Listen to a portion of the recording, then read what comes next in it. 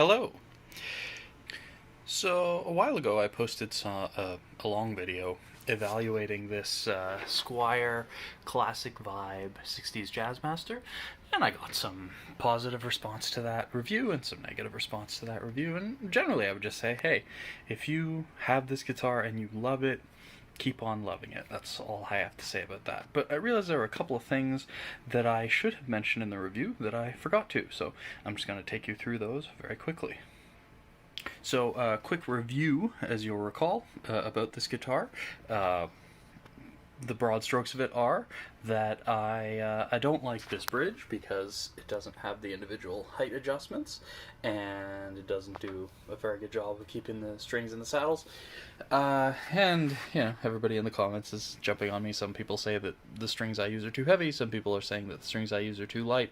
It's probably both. They're both too heavy and too light. But anyway, you work around that, particularly if you don't use the vibrato much.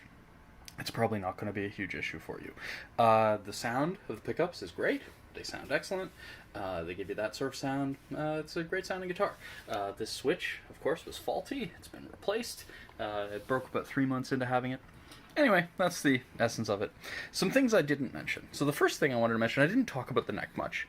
So the first thing I want to say, this is the... I guess this is the second winter that I've had this guitar, and what I'm really getting a lot of is a lot of fret sprout that I'm going to need to work on. Not completely the guitar's fault, it's dry in here, but you can see the frets starting to erupt through the lacquer, especially up here around from about the 9th fret on, but actually you can feel it all the way up and down the board, and you can also feel it up here. This isn't fret sprout. But this is a nut sprout, I guess you would call it. But yeah, very rough here, where the neck has shrunk, and consequently the nut is pushing out this little bit of yellow lacquer. So there's a sharp little edge there. Very unpleasant. So yeah, it's prone to fret sprout. That's typical of Squier, right? They use kind of green wood that they don't dry very much, and so eventually you're going to have problems with the neck shrinking, especially when it's dry or in the wintertime, and you're going to have sprout, and there's a lot of it. This guitar has more fret sprout than any guitar I've ever owned. The other thing that I didn't mention in my review was there's this weird little imperfection in the lacquer between the 5th and 7th fret, which looks like a fret marker. So, hey, you know, if you want to know where B flat is, you've always got that, and I like playing in B flat. It's the happiest of all keys, but it's a flaw, right? It sucks to have what looks like an extraneous fret marker between the 5th and 7th fret. Oh well, you got that. That's what you get. That's part of the Squier experience. As many commenters said on the last video, you kind of get what you pay for. Here's another look at some of the sharper frets on this thing. Not very fun. The side of the neck, the playing side of the neck, or I guess the treble side of the neck, it's kind of... I've had some people look at close-up photos of this and notice how it's kind of wavy. I don't know how well you can see it, but it dips in and out, it rises up and down, so it just hasn't been shaped all that well. It's always been like that. In my last video I mentioned I was having some trouble with this screw here unwrapping the windings on the high E string. I don't really have that problem anymore. Maybe I've just been using the vibrato less on this guitar, but actually I really like the way it performs. I like the surfy kind of sound you get from it, and I haven't had any trouble. This particular E string has been on there for quite a long time now, almost a year. How about that? So it's been a mixed experience where I like the way it sounds. It plays okay. It looks cool. I've had to have some parts fixed.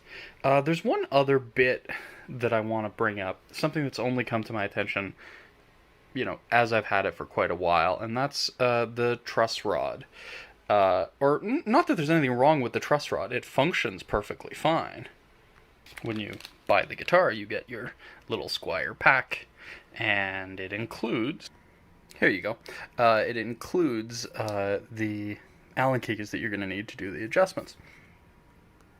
They work just fine, and you should really get used to this particular Allen key, because I find that I need to use it a lot.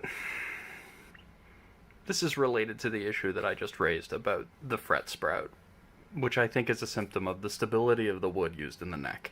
I've had a few guitars over the years, an acoustic guitar by Simon & Patrick, of course the Hofner semi-hollow behind you, the Fender 12-string, the bass, the Yamaha bass.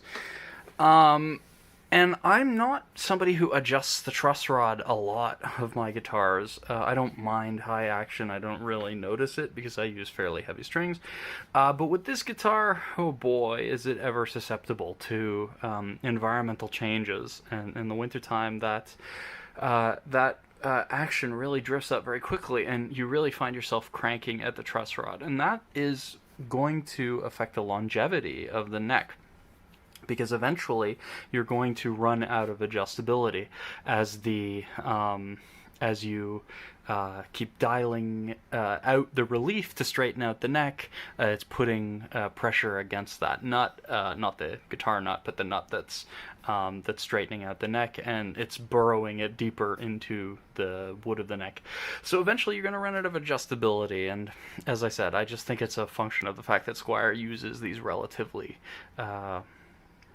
green woods to make their necks. And I guess when I say Squier, what I really mean is Cortec, the company that manufactures these guitars in Indonesia under contract to Fender. So yeah, I do find that I have to make a lot of truss rod adjustments on this guitar, and that's one of the... It doesn't bother me because so far it works just fine and I'm able to dial in an action that I like, but I anticipate that a few years down the line I'm going to run out of adjustability, and then I'm going to have a problem where I'm going to have to maybe re-neck the guitar, or more likely just replace it with a different instrument that's more fun to play. Anyway, that's it for my addendum. Hit up the comments. Tell me how wrong I am.